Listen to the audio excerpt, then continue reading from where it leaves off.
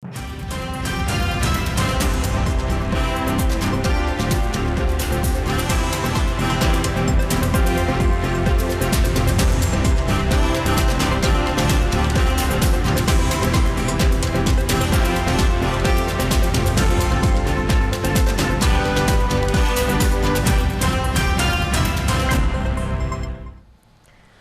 Sumatera Utara. Selamat sore pemirsa, untuk memperbaharui informasi Anda seputar Sumatera Utara. Sumatera Utara hari ini hadir kembali menjumpai Anda edisi Jumat 11 Maret 2022.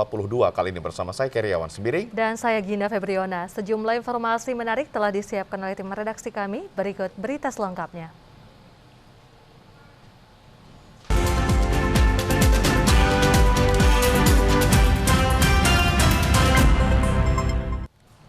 Kami awali dari berita yang pertama, pemirsa. Personil tim Posar Tanjung Balai Asahan berhasil menyelamatkan anak buah kapal yang menjadi korban kapal tabrakan di perairan Asahan. Kejadian tabrakan kapal pada Kamis 10 Maret 2022 sekitar pukul 21 waktu Indonesia bagian Barat. Menurut informasi yang diterima, kronologis kejadian bermula saat kapal nelayan pergi mencari ikan di malam hari pada Kamis malam sekitar pukul 19.00 WIB di seputaran Lampu Putih, perairan Asahan, Kabupaten Asahan.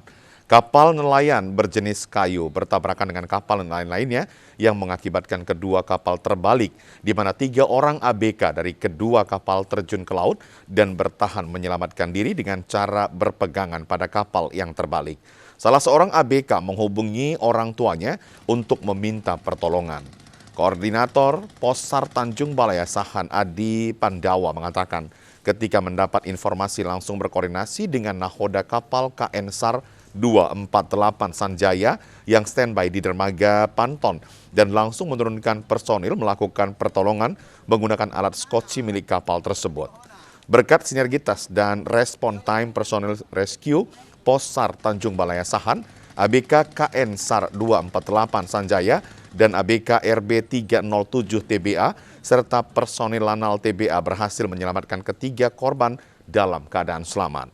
Adapun nama korban kapal yang tabrakan tersebut Muhammad Yusuf berusia 30 tahun, Agus Erwin 25 tahun, dan Solahuddin berusia 28 tahun. Pemirsa, pemerintah melalui Kementerian ESDM bersama tim dari Polda Sumatera Utara serta tim investigasi Forkopimda Mandailing Natal mulai melakukan investigasi di lokasi uji coba pembukaan sumur baru di AAE 05 yang diduga mengeluarkan gas H2S. Investigasi ini dilakukan karena insiden puluhan warga desa Sibanggar Julu, Puncak Sorik, Merapi, Kabupaten Mandailing Natal, Madinah yang mengalami keracunan gas alam. Tim investigasi yang terdiri dari Direktorat Jenderal Energi Baru Terbaru, yang Konservasi Energi atau EBTKE, Kementerian Energi dan Sumber Daya Mineral dan tim forensik Polda Sumatera Utara, serta tim investigasi Forum Koordinasi Pimpinan Daerah Kabupaten Mandailing Natal mulai melakukan investigasi di lokasi uji coba sumur baru di Wellpad AAE 05 milik PT Sorik Merapi Geothermal Power atau SMGP. Investigasi ini dilakukan karena adanya dugaan terjadi paparan gas beracun ke desa Sibanggar Julu yang menyebabkan 58 warga desa Sibanggar Julu, Kecamatan Puncak Sorik, Merapi, Kabupaten Mandailing Natal jadi korban keracunan gas alam. Tim yang melakukan investigasi secara langsung di lokasi sumur yang diduga bermasalah ini sudah digaris polis lain dan tidak beroperasi lagi. Dari hasil investigasi di lapangan, tim menemukan kejanggalan dari hasil keterangan warga setempat dengan pihak manajemen perusahaan. Ketua DPRD Mandailing Natal, Erwin Effendi Lubis, mengatakan kita harus berpikir dan bertindak fleksibel supaya jangan terjadi tuduh-menuduh dan perusahaan harus proaktif terhadap situasi masyarakat, begitu juga dengan sebaliknya agar tercipta komunikasi yang baik. Kita tunggu hasil dari EBTKE, Kementerian ESDM, dan tim forensik Polda Sumatera Utara apa ada paparan gas H2S atau tidak. Ini akibat H2S atau tidak, kita tidak boleh melangkahi investigasi yang dilakukan oleh Latfor EBTKEK atau Latfor dari Poldaka atau pihak penegak hukum yang lain enggak. Jadi mohon kepada semua pihak kita untuk bersabar menunggu apa hasil dari mereka. Saya selaku Ketua DPR sangat berharap keproaktifan perusahaan untuk menanggapi keluhan dari masyarakat ini. Kita beralih ke informasi lainnya, pemirsa. Polres Tanah Karo mengamankan 2 pelaku pencurian spare part mobil yang babak belur dihajar massa. Saat beraksi di Kecamatan Tiga Panah, Kabupaten Karo, pelaku dipergoki korban yang berteriak hingga didengar dan diamuk warga setempat.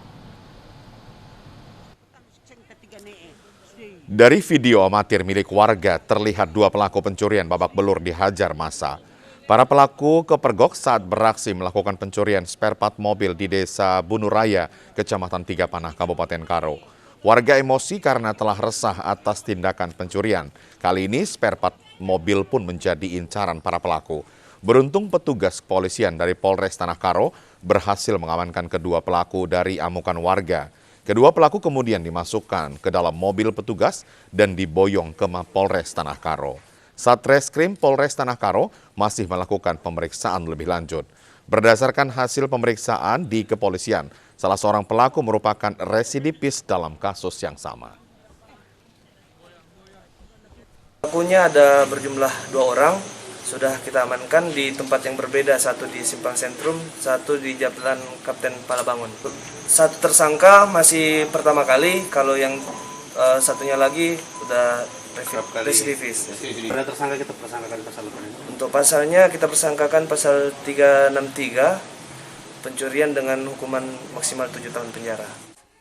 Kedua pelaku terancam pasal 363 KUH Pidana tentang pencurian dengan ancaman hukuman maksimal 7 tahun penjara. Ya, pemirsa, informasi lainnya akan segera kami hadirkan sesaat lagi. Tetaplah bersama kami di Sumatera Utara hari ini.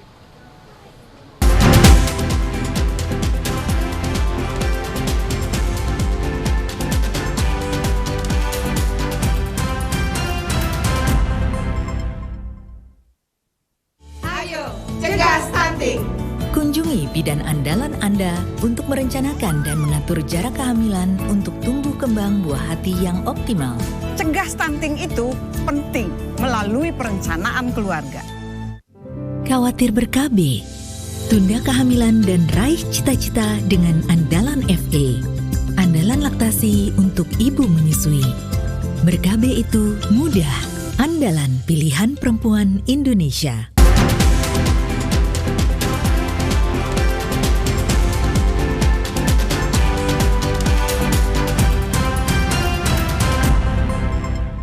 Terima kasih pemirsa yang masih menyaksikan Sumatera Utara hari ini. Terhitung dari bulan Januari hingga Maret 2022, sebanyak 21 orang warga Labuhan Batu Utara menjalani perawatan isolasi mandiri.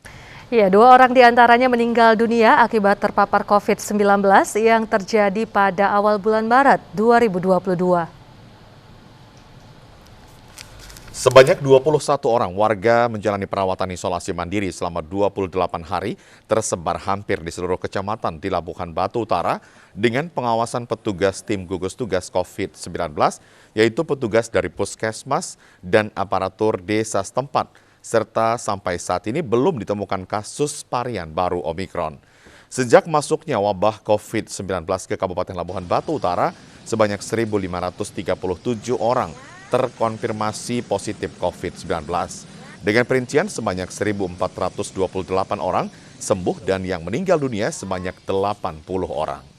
Juru bicara COVID-19 Kabupaten Labuhan Batu Utara, Dr. Parianti menjelaskan terpaparnya ke-21 warga yang menjalani isolasi mandiri ini, sebagian besar pelaku perjalanan keluar daerah dan sisanya diduga kontak langsung dengan korban positif terkonfirmasi COVID-19. Sementara 2 warga yang meninggal dunia dominan pasien komorbid atau penyakit bawaan. Saat ini yang mengalami isolasi mandiri ada 29 orang.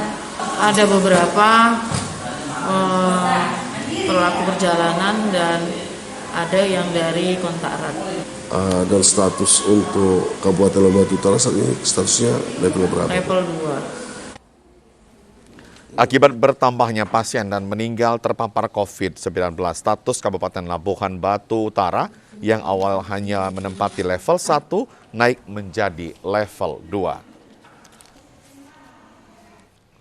Informasi berikutnya pemirsa, adanya surat edaran Menteri Perhubungan nomor 21 tahun 2022 membuat sejumlah tempat pelayanan swab antigen sepi aktivitas. Meski terdapat sejumlah masyarakat yang melakukan swab antigen, namun kebanyakan tidak untuk dokumen perjalanan. Seperti di salah satu tempat layanan swab antigen yang berada di Jalan Guru Patimpus Medan, setelah adanya surat edaran Kemenhub tersebut, jumlah masyarakat yang melakukan swab antigen sangat jauh menurun.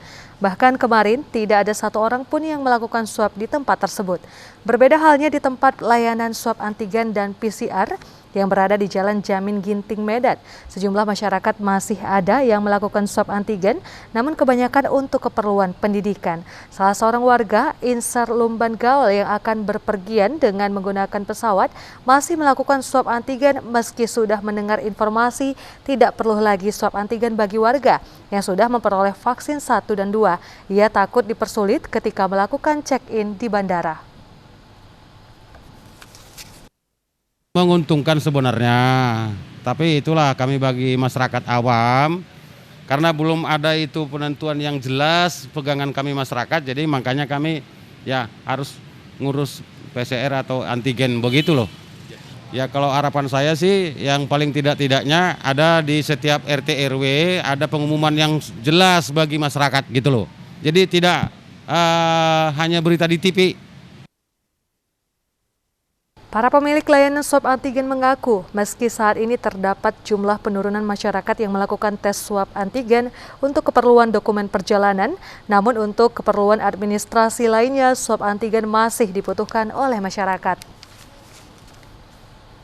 Pemirsa, para pegawai instansi pelayanan publik di Kota Medan ada yang mengikuti vaksinasi di kantor masing-masing agar tetap dapat memberikan pelayanan kepada warga masyarakat. Ya, diantaranya instansi pelayanan publik hari ini yang mengikuti vaksinasi adalah para pegawai Dinas Dukcapil Kota Medan.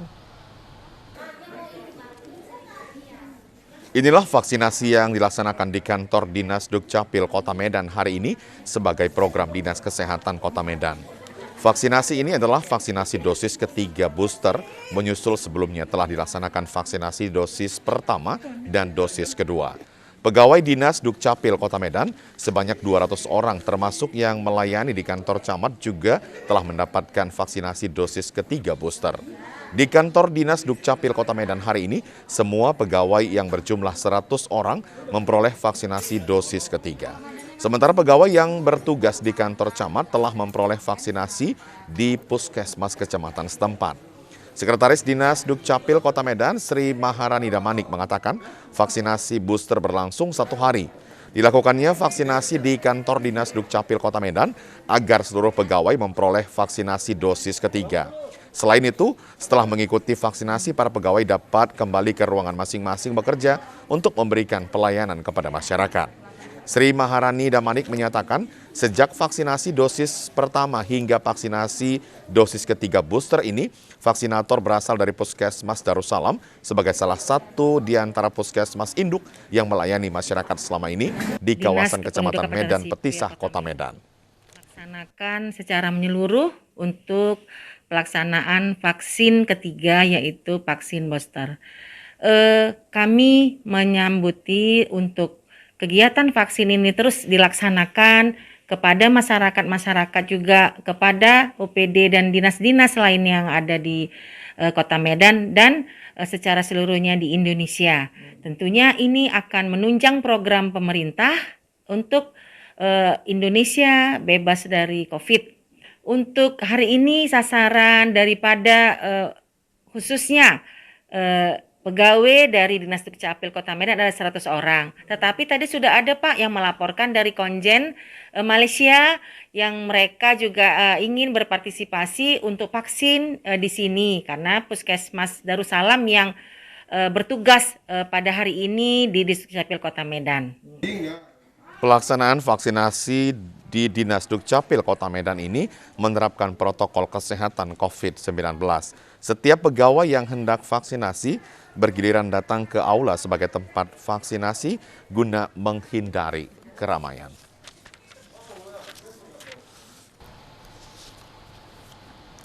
Sebanyak 325 bakal calon balon kepala desa Kades dari 44 desa di Kabupaten Deli Serdang melaksanakan ujian tertulis dan wawancara di Prime Plaza Hotel Kuala Namu, Jalan Sultan Serdang, Desa Tumpatan Nibung, Kecamatan Batangkuis, Kabupaten Deli Serdang. Seleksi ini dilaksanakan karena ke-44 desa tersebut memiliki bakal calon Kades lebih dari 5 orang. Setelah dibentuk tim seleksi dan diketuai Sekretaris Daerah Kabupaten Deli Serdang, kemudian dilakukan seleksi selama 1 hari. Salah seorang tim seleksi yang juga merupakan asisten 1 Pemkab Deli Serdang, Citra Effendi Capah, mengatakan mengacu pada peraturan Bupati Deli Serdang tentang Pilkades bahwa bakal calon kepala desa yang lebih dari 5 orang akan dilakukan seleksi. Di Kabupaten Deli Serdang sebanyak 44 desa dari 16 kecamatan akan habis masa jabatan Kades pada 2024 mendatang. Sementara yang mendaftar jadi balon Kades sebanyak 325 orang dan harus diseleksi. Seleksi yang dilaksanakan melalui ujian tertulis dan wawancara oleh tim akademisi dan Sekdakap Deli Serdang. Dari 325 orang balon, terdapat 1 orang yang tidak ikut dalam seleksi atas nama Putri dari Desa Bangunsari, Kecamatan Tanjung Merawa. Sementara 1 orang peserta dari Desa Pagar Merbau 3 pada saat melakukan tes PCR ternyata positif COVID-19. Namun pihak panitia seleksi masih tetap memberikan hak kepada balon Kades tersebut dengan cara memisahkannya dengan peserta lainnya. Pemilihan Pilkada serentak ini kita sudah jadwalkan tanggal 14 April 2022 ini. Kami mengharap kepada para calon-calon yang telah melaksanakan Pilkada tersebut untuk kembali bersatu, artinya mengajak para pendukung-pendukungnya untuk kembali mendukung siap menang. Jadi artinya kesempatan ini kami sampaikan kepada para calon siap menang dan siap kalah. Hasil seleksi akan diumumkan pada pekan depan. Pemerintah Kabupaten Deli Serdang berharap para calon yang tidak masuk dalam 5 besar diharapkan bersabar dan tetap menjalin silaturahmi kepada calon yang menang. Ya pemirsa, persediaan minyak goreng sudah mulai normal di Sumatera Utara. Informasi selengkapnya akan kami hadirkan sesaat lagi. Tetaplah bersama kami akan segera kembali.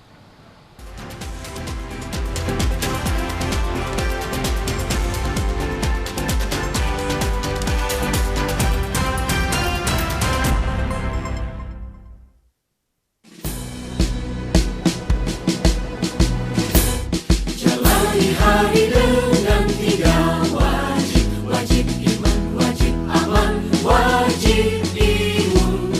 Berolahraga, riang gembira, mencegah kita jatuh sakit.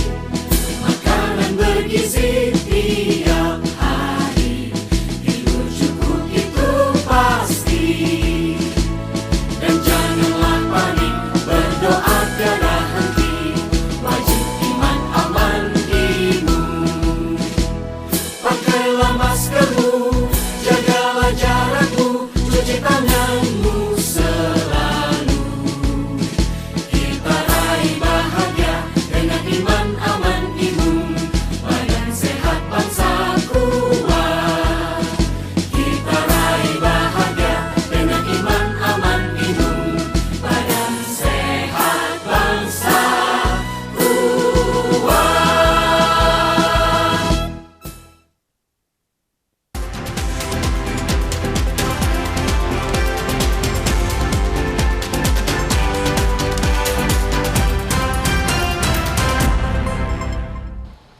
Terima kasih pemirsa, Anda masih bersama kami di Sumatera Utara hari ini.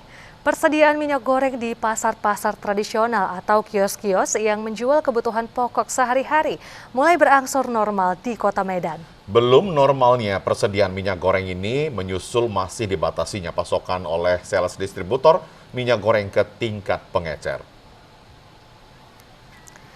Di pasar-pasar tradisional di Kota Medan sejak beberapa hari ini secara berangsur-angsur persediaan minyak goreng mulai tampak di pasar-pasar tradisional atau kios-kios yang menjual kebutuhan sehari-hari. Meski demikian, persediaan minyak goreng ini jumlahnya masih sangat terbatas atau tidak seperti sedia kala. Pasca langkanya minyak goreng dalam beberapa bulan terakhir ini, saat ini warga sudah relatif mudah memperoleh minyak goreng. Saat ini kedua jenis minyak goreng baik minyak goreng curah maupun minyak goreng kemasan telah tersedia di pasar tradisional atau kios-kios yang menjual kebutuhan pokok tetapi jumlahnya masih terbatas. Minyak curah saat ini harganya telah normal Rp14.000 setiap kilogram. Demikian halnya minyak goreng kemasan senilai Rp14.000 setiap 1 liter. Salah seorang pedagang di Pasar Cahaya, Kecamatan Medan Timur, Yuni Erlina Harahap mengatakan pasokan minyak dari distributor masih dibatasi atau sedikit. Meski demikian, jika ada warga yang membutuhkan, minyak goreng tidak sesulit beberapa hari lalu. Sebenarnya harga minyak sudah mulai normal. Iya, tapi kalau kita pesan dari sales masih dijatah. Iya. Biasa bebas, tak berapa karton kita pilih, sekarang udah dibatasi 5 karton. 5 karton. Untuk pengambilan pertama, nanti entah bulan berikutnya baru boleh katanya pengambilan banyak.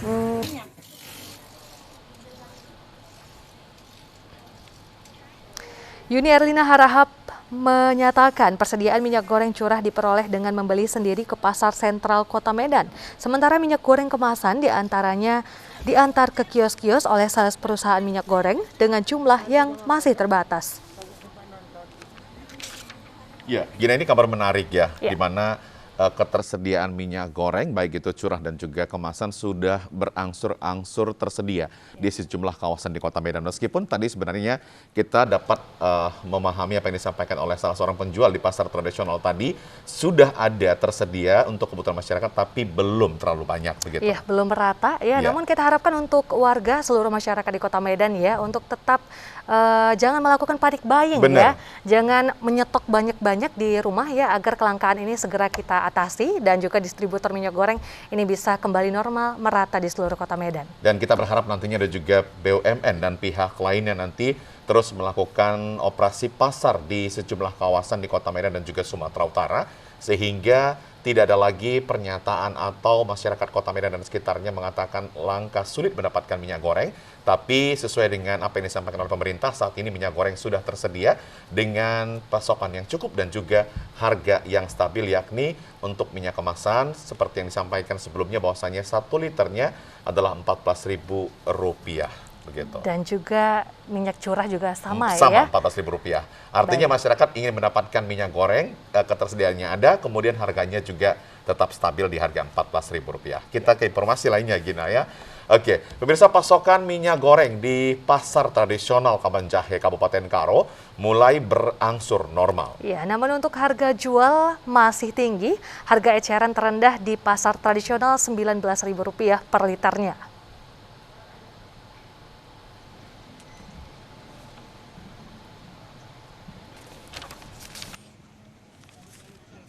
Kelangkaan minyak goreng beberapa waktu lalu masih terasa bagi masyarakat dan pedagang di Kabupaten Karo. Hingga saat ini, ketersediaan minyak goreng di grosir dan retail modern masih langka. Dan masyarakat yang berbelanja pun harus dibatasi. Saat ini, ketersediaan minyak goreng di pasar tradisional Kabanjahe, Kabupaten Karo mulai stabil. Namun harganya masih belum bisa merata seperti instruksi pemerintah yang mematokkan harga eceran tertinggi atau HET mulai dari Rp11.500 sampai Rp14.000. Harga jual minyak goreng di pasar tradisional Kabanjahe hingga saat ini masih tinggi dengan harga terendah mulai dari Rp19.000 per liternya. Salah seorang pedagang mengatakan tingginya harga jual mereka ke pembeli karena harga dari pemasok barang juga masih tinggi. Meski pembeli mulai ada, namun pedagang tidak berani menyetok banyak minyak goreng karena harga yang belum stabil. Mulai banyak. Kalau untuk harganya? Harganya masih tinggi kami dapatnya. Dari berapa dia per kilogram? Dia per liter. Per liter? Terus ada 2 liter di harga 38 gitu. 38? Iya. Berarti penurunannya belum ada? Itu udah mulai turun sih. Dari harga 40 ke 38 kan. Oh, gitu. Udah turun ya. Untuk stoknya udah lumayan banyak. Untuk pembelinya gimana ya? pembelinya udah mulai banyak sih, karena kan udah mulai turun harganya, jadi udah mulai mau lah, udah mulai minat semuanya pembeli. Pemerintah terus mendesak penurunan harga minyak goreng dan melakukan operasi pasar murah. Namun masih terbatas ketersediaan minyak goreng seharga Rp14.000. Pemirsa, berkurangnya pasokan dari petani menyebabkan naiknya harga sayur di sejumlah pasar tradisional di Kabupaten Deli Serdang. Seperti di Pasar Rakyat Tanjung Morawa, para pedagang berharap pemerintah dapat menstabilkan harga kebutuhan sehari-hari. Menjelang bulan suci Ramadan 1443 Hijriah, harga kebutuhan pokok di pasar tradisional mulai naik, seperti harga sayur mayur di sejumlah pasar tradisional di Kabupaten Deli Serdang. Naiknya harga sayur ini sangat dikeluhkan sejumlah pedagang dan pembeli di Pasar Rakyat Kecamatan Tanjung Merawa, Kabupaten Deli Serdang, seperti harga cabai merah sebelumnya Rp28.000 per kilogram, saat ini naik menjadi Rp55.000 per kilogramnya. Cabai hijau dari Rp18.000 naik menjadi Rp25.000 per kilogram. Cabai rawit dari Rp26.000 naik menjadi Rp32.000. Sedangkan harga bawang merah dari Rp25.000 naik menjadi Rp29.000 per kilogram.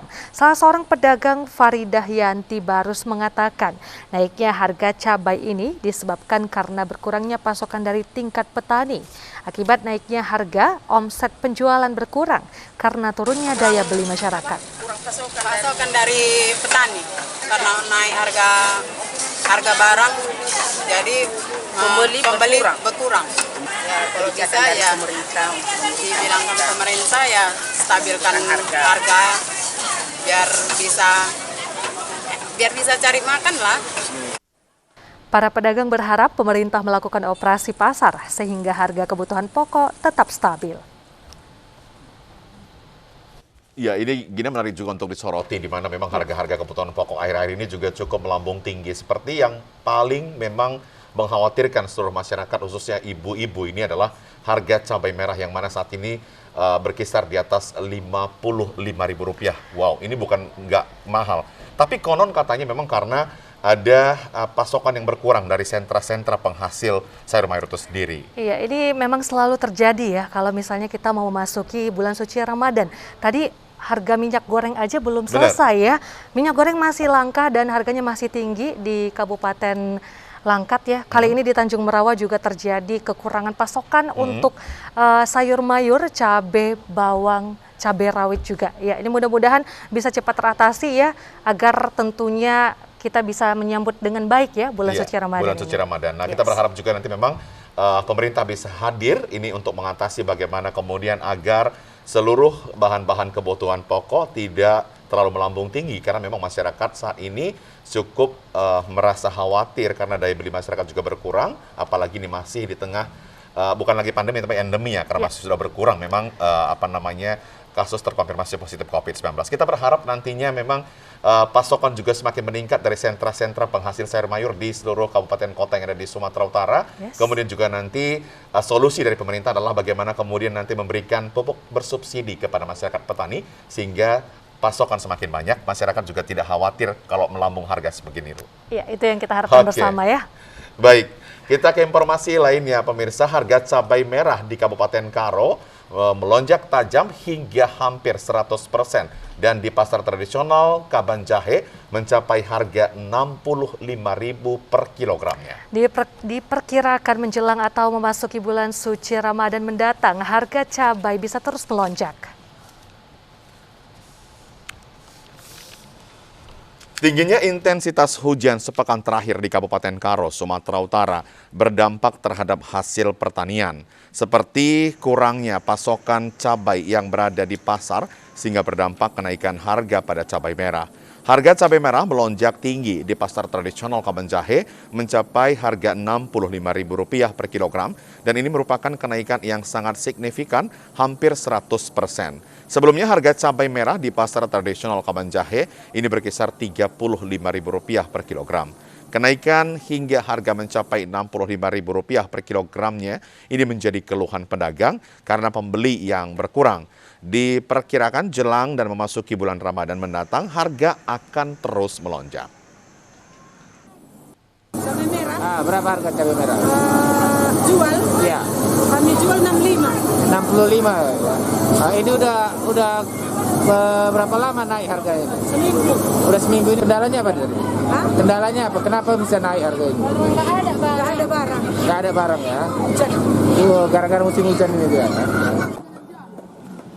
Selain harga cabai, harga ayam potong dan telur ayam juga mulai ikut naik sepekan terakhir.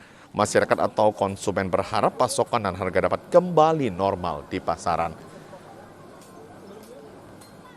Ya Gina, ini menarik ya. Satu yang perlu disorotin adalah kalau kita bicara tadi Kabupaten Karo, ini harga cabai melambung tinggi 65.000. Padahal asal cabai berasal dari Tanah Karo. Ini merupakan sentra-sentra produksi begitu. Iya.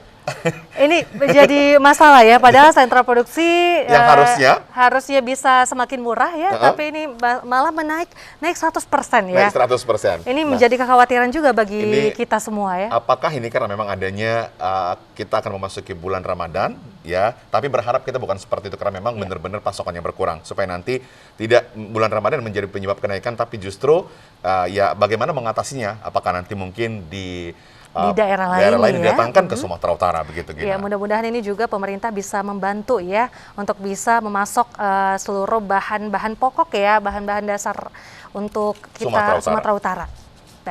Baik pemirsa, kita akan beralih ke informasi berikutnya ya. Puluhan mahasiswa yang mengatasnamakan mahasiswa Binjai bersatu menggelar aksi demo ke kantor Wali Kota Binjai di Kota Binjai kemarin. Ya, aksi dilakukan sebagai bentuk kepedulian terhadap dunia pendidikan Kota Binjai terkait rehabilitasi ruang kelas dan pengadaan mobiler yang menggunakan anggaran 1 miliar. Tingginya intensitas hujan.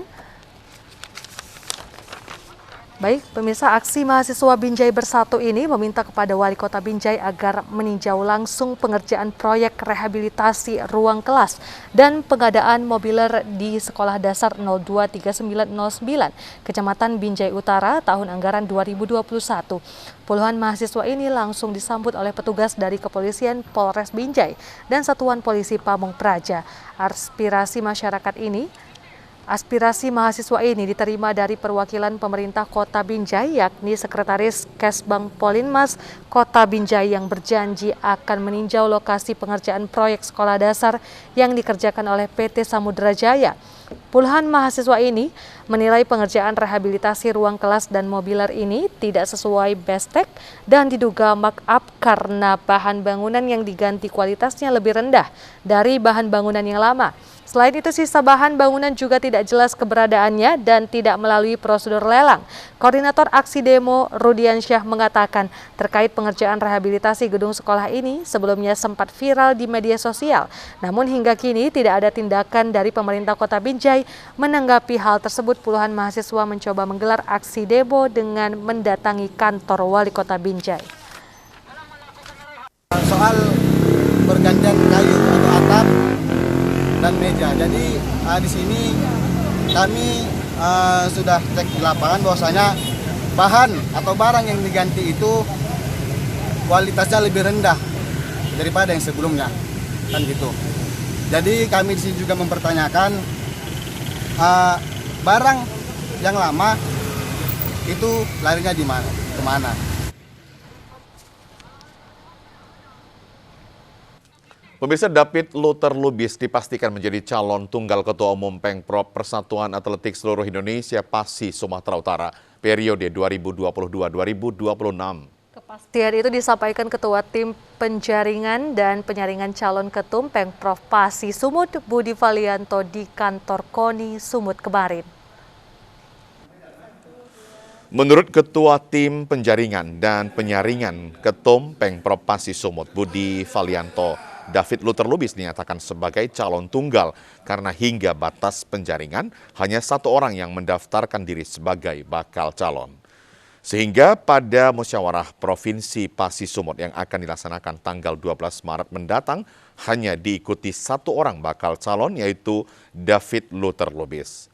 Dr. Budi Valianto didampingi anggota tim penjaringan Muhammad Syahrir Mesnan dan pelaksana tugas Pengprov Pasi Sumut Khairul Asmi mengatakan David Luther Lubis maju menjadi bakal calon didukung oleh 6 pengurus cabang.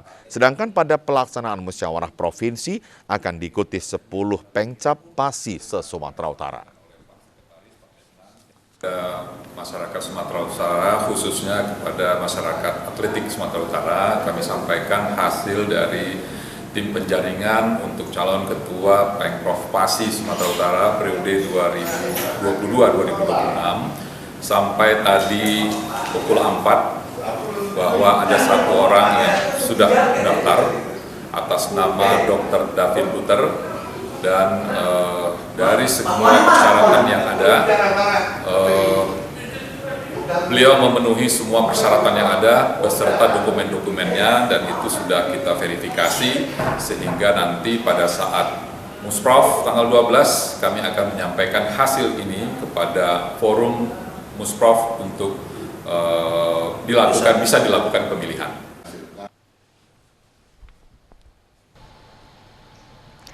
Informasi berikutnya pemirsa, Pasar Tomok adalah salah satu lokasi penjualan souvenir terbesar di Desa Tomok, Kecamatan Simanindo, Kabupaten Samosir.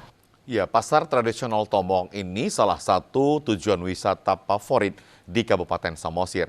Tak heran selalu ramai dikunjungi oleh para wisatawan yang datang ke Pulau Samosir. Sebagai pusat pariwisata di Samosir, pasar tradisional Tomok menyediakan berbagai produk-produk UMKM setempat sebagai cenderamata, antara lain berupa souvenir, ukiran, patung, selendang, kaos oblong, baju tidur, serta buah-buahan hasil pertanian setempat. Juga ikan tawar yang telah dikeringkan semuanya dipasarkan di sini. Harga yang dipatok masih dapat dijangkau, di mana untuk souvenir dijual dari harga 5.000 hingga harga puluhan juta rupiah. Pakaian seperti selendang, kaos oblong, dan baju tidur mulai dari harga 40.000 hingga ratusan ribu rupiah. Produk souvenir seperti ukiran dan patung yang dijual di pasar tradisional ini asli dibuat dari para pengrajin setempat. Untuk bahan ukiran atau patung terbuat dari kayu lokal.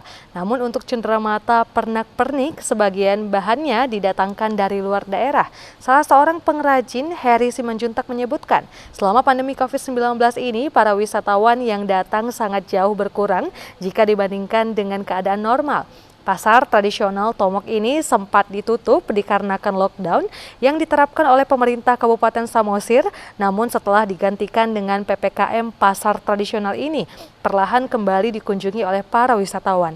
Semenjak diberlakukannya PPKM di Kabupaten Samosir, keadaan pasar tradisional Tomok ini sudah mulai dalam keadaan normal. Heri juga berharap semoga pandemi COVID-19 ini segera berlalu sehingga geliat pariwisata kembali bangkit. Ya harapannya sih semoga nggak ada pembatasan lagi, kembali normal semua, tamunya bisa datang semua lagi. Saya rasa kalau tamunya sudah perdagangan pasti ekonomi itu pasti normal, itu aja sih. Asal ada kunjungan dari wisatawannya pasti normal sih. Ya, gini menarik ini kalau kita soroti sedikit tentang souvenir yang ada di Tomok ya. Tomok ini berada di Pulau Samosir, di pulau yang ada di Danau Toba. Apalagi sekarang ini Danau Toba merupakan kawasan destinasi super prioritas. Pastinya masyarakat setempat, para pelaku UMKM, para pelaku pariwisata sudah menyiapkan berbagai souvenir yang kekinian, tentunya yang diminati oleh masyarakat. Tapi kalau kita bicara tadi dari harga, mulai dari harga 5.000 sampai puluhan juta rupiah. Iya. Artinya kan banyak ini ya, Gin? Iya, banyak varian ya, mulai dari souvenir ukiran, patung, selendang, kemudian ada kaos oblong, kemudian ada cenderamata yang lainnya. Panganan untuk juga ada hasil-hasil ikan olahan masyarakat setempat. Semuanya kayaknya ikan pora-pora lengkap itu. Ya. Ikan pora-pora. Ikan pora-pora. Jadi memang sekarang ini ikan pora-pora juga sangat dikagumi, sangat banyak diminati oleh masyarakat yang berkunjung ke Tomok. Nah, kalau kita bicara tentang Tomok ini juga memang adalah salah satu kawasan yang paling diminati banyak orang karena memang dikelilingi oleh Danau Toba begitu ya, Gin ya. Benar, tidak hanya wisatawan lokal saja ya, mancanegara juga datang ke sana ya. Kalau kita lihat seluruh souvenir ini juga mencerminkan ciri khas dari Danau Toba itu sendiri, dari Sumatera Utara dengan berbagai ukiran. Pokoknya semua ciri khas tergambar dari seluruh souvenir ini. Jadi sebenarnya kita berharap juga seluruh wisatawan baik lokal dan juga mancanegara lokal sih sebenarnya ya, seharusnya lebih untuk saat ini memang untuk masa endemi, harusnya memang wisatawan lokal seperti kita dari Medan, mungkin dari luar Pulau Sumatera, di luar Sumatera Utara, baik itu dari Jawa dan sekitarnya, ini bisa mulai melirik Danau Toba, karena memang Danau Toba sekarang ini sudah ditata dengan sedemikian rupa dan sudah diedukasi masyarakatnya bagaimana kemudian harus bisa merasakan bahwasannya saat ini para pelaku pariwisata itu harus benar-benar bisa membuat senyaman mungkin para wisatawan yang datang, karena saat ini Danau Toba dijuluki sebagai destinasi pariwisata super prioritas, Gina. Iya, sangat cantik sekali tentunya ya Samosir Danau Toba Pembangunan ini. juga diarahkan ke sana semua saat ini. Betul sekali, dan kita harap juga pemerintah juga bisa mendukung selalu ya untuk bisa seluruh UMKM yang ada di Samosir dan juga Danau Toba ini bisa semakin maju ya. Tentunya juga hasil-hasil karya dari sana juga semakin dicintai oleh seluruh masyarakat tentunya. Iya, kita berharap ini besok sudah akhir pekan. Ya. Mudah-mudahan bisa menjadi referensi juga bagi masyarakat pemirsa TVRI Sumatera Utara untuk bisa berkunjung ke Pulau Samosir, karena memang saat ini banyak hal-hal yang diberikan kemudahan kepada wisatawan, baik itu dari segi harga, dari segi dan sebagainya. Artinya yang pasti semua wisatawan pasti dimanjakan oleh para pelaku pariwisata saat ini, mengingat saat ini tengah dilakukan promosi besar-besaran di sejumlah kawasan pariwisata di Danau Toba, khususnya di Samosir, Gina. Kita ke informasi lainnya, Gina. Baik. Oke, pemirsa, peternak lebah madu hutan saat ini menjadi sektor yang potensial dibudidayakan oleh masyarakat, baik perorangan ataupun kelompok tani peternak lebah. Selain menjadi sumber pendapatan ekonomi, beternak lebah madu hutan ini juga dapat mendukung ekosistem lingkungan, seperti penyerbukan tanaman berbuah lainnya. Peternakan lebah madu rimba lestari yang berada di hutan Namora, Desa Lobu Hole, Kecamatan Siatas Barita, Tapanuli Utara, saat ini menjadi salah satu sentra penghasil budidaya lebah madu hutan. Di desa ini, keseharian warganya bekerja sebagai petani. Namun pada beberapa tahun terakhir, masyarakat di desa ini dan desa sekitarnya sudah banyak menggeluti usaha peternakan lebah madu hutan. Karena dengan berternak lebah madu hutan dapat menjadi sumber pendapatan ekonomi masyarakat, terutama pada masa pandemi COVID-19 saat ini. Menurut sejumlah peternak lebah hutan di hutan Namora ini, selain menguntungkan secara ekonomis, beternak lebah madu hutan juga memberikan dampak terhadap ekosistem lingkungan. Dalam hal ini, lebah merupakan jenis serangga yang mampu membantu proses penyerbukan tanaman dan tumbuhan berbuah baik di tempat terbuka atau tempat tertutup di lingkungan sekitar, serta tumbuhan lainnya di dalam hutan. Di lokasi peternakan lebah hutan seluas 4 hektar lebih ini mampu memotivasi warga sekitar untuk beternak lebah. Selain menjadi tempat percontohan peternakan lebah madu hutan, di tempat ini terdapat sekitar 300-an start atau kotak lebah, dan setiap masa panen akan menghasilkan sekitar 50 botol madu murni dengan harga per botol sekitar Rp250.000. Seorang peternak lebah madu rimba lestari, Marudin Simorangkir, mengakui beternak lebah hutan selain mendapatkan madu juga melestarikan hutan yang dikembangkan menjadi destinasi agrowisata.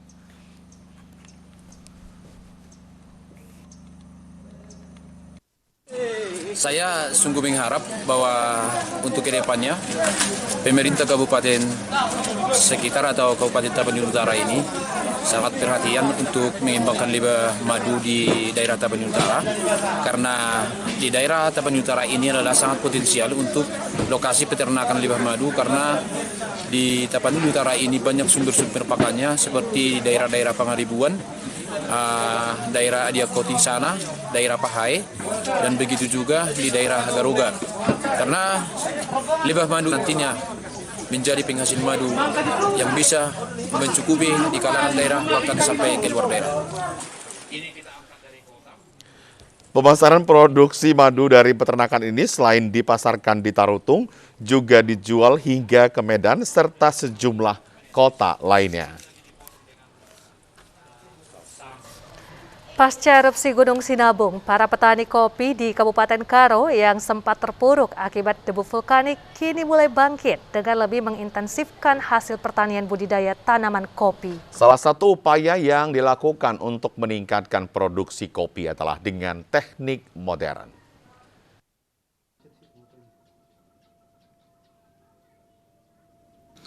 Di balik goncangan hebat yang menimpa tanah Karo akibat erupsi Gunung Sinabung, ada berkah yang tidak terduga khususnya bagi para petani.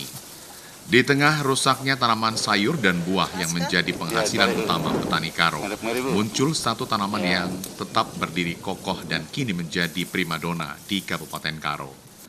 Kopi, potensi baru yang sedang dikembangkan masyarakat Karo. Sebenarnya kopi bukan jenis tanaman baru di Kabupaten Karo. Sejak zaman nenek moyang dulu tanaman kopi sudah ada, namun masih dianggap tanaman yang biasa saja.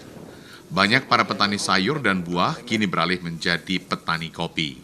Melihat geliat kopi yang semakin meningkat, menimbulkan semangat bagi para petani kopi Karo untuk semakin membudidayakan tanaman kopi di tanah Karo.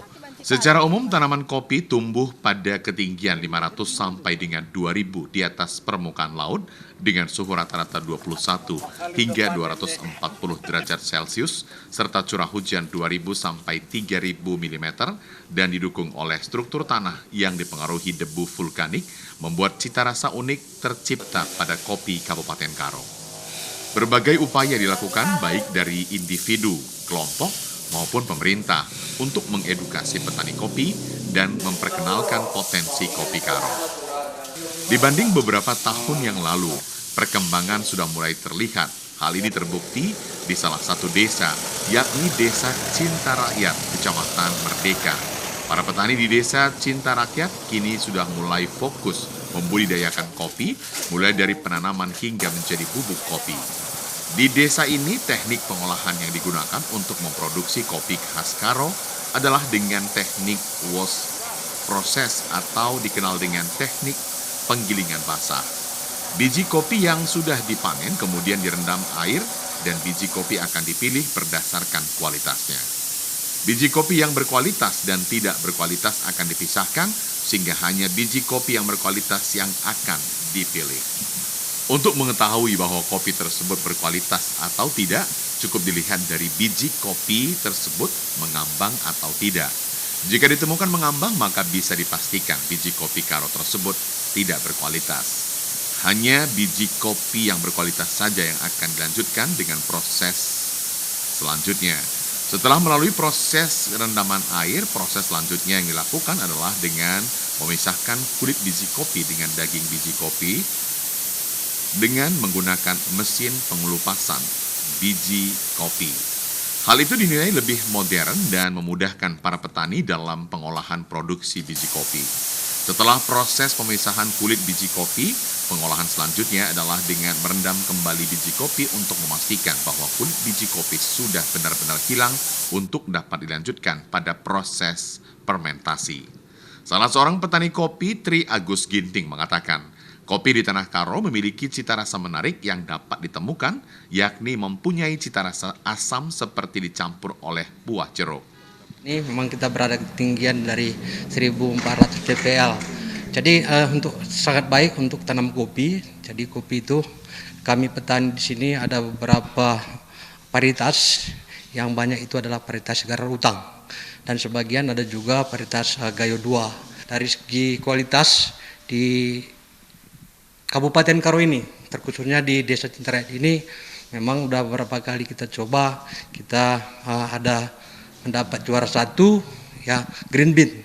Dengan skorting itu berbeda antara 76 sampai 90 ada juga. Jadi inilah kopi Karo yang kita mau kembangkan. Jadi kendala memang kita hadapi dalam situasi COVID ini, memang dalam pemasaran itu memang kita masih bersaing dengan para pedagang-pedagang yang besar.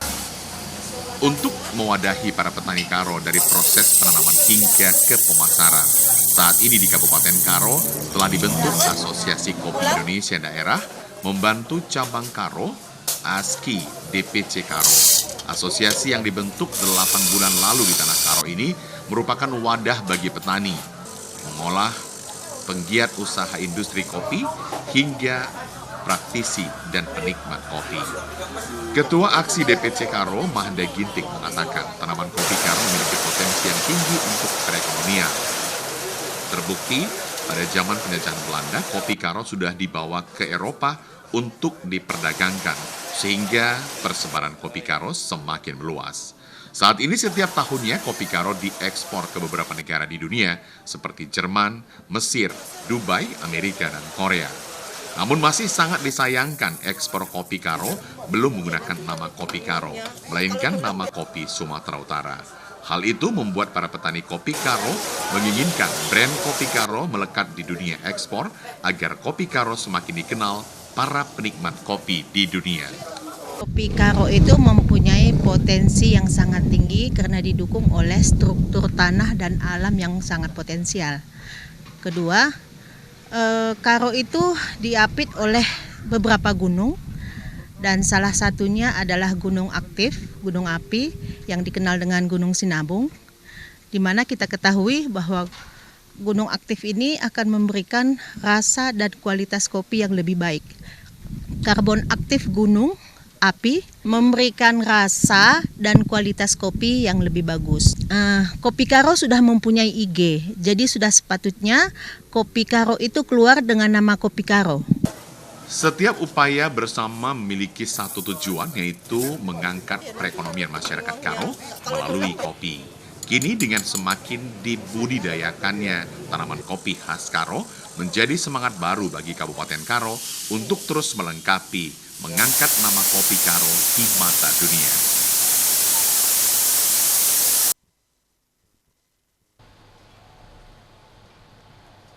Ya, Kerry, tentunya kalau berbicara tentang kopi ya, kayaknya hampir semua masyarakat ini pecinta kopi. Dan ternyata kita patut berbangga ya, Kabupaten Karo ini juga menjadi sentra untuk penghasil kopi terbaik. Iya, kalau tadi kita dengar bahwasanya kopi Karo ini banyak variannya, kemudian juga sekarang sudah diolah dengan cara lebih modern sehingga mungkin bisa menghasilkan kopi yang baik, kemudian memiliki daya saing untuk diekspor nantinya. Karena memang harapannya adalah tadi bagaimana kemudian agar kopi Tanah Karo ini punya nilai ekspor, punya nilai jual secara ekspor, kemudian juga nantinya Tanah Karo bisa memiliki brand yang besar, Kopi Karo gitu ya. Wah, kita juga dengar tadi Kopi Karo memiliki rasa yang unik sekali ya. Jadi untuk seluruh masyarakat pemirsa ya yang penasaran dengan rasa Kopi Karo, boleh jalan-jalan ke Kabupaten Karo ya untuk bisa menikmati Kopi Karo ini tentunya. Baik, dan informasi dari Kopi Karo tadi pemirsa mengakhiri